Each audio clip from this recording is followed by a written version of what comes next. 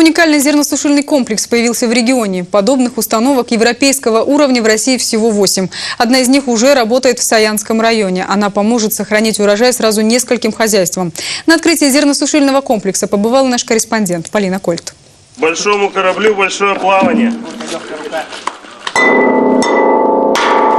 От волнения директору не сразу удается разбить бутылку шампанского, а такой флагман сельского хозяйства. Новый зерносушильный комплекс в Саянском районе уже начал свою работу. Это первая в крае установка европейского уровня. За час она способна обработать 30 тонн зерновых. Это в 3 раза превышает производительность зерносушилок старого образца. Немецкое оборудование и его установка обошлись в кругленькую сумму – 30 миллионов рублей. Но сельскохозяйственники не жалеют денег и уверены, что такое капиталовложение быстро окупится. Наше государство, оно должно быть с собственным товаропроизводителем, который производит качественную продукцию, продукты питания.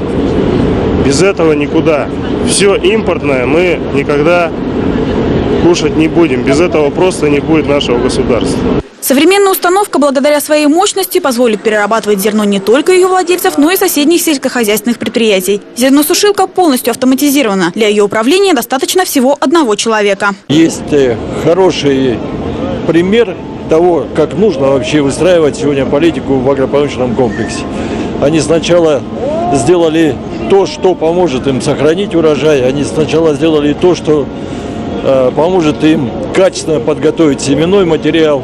Я думаю, здесь есть и хранение, здесь вообще самые, будем так говорить, новые технологии. На то, чтобы собрать установку, оборудовать площадку и возвести ангар, ушло всего 2,5 месяца. Для сравнения, раньше на постройку зерносушильного комплекса уходило минимум 3 года. Министр сельского хозяйства подробно ознакомился с технологиями нового строительства и намерен рекомендовать его всем зернопроизводителям края. Полина Кольт, Андрей Крупнов, Краевой телеканал, Енисей регион.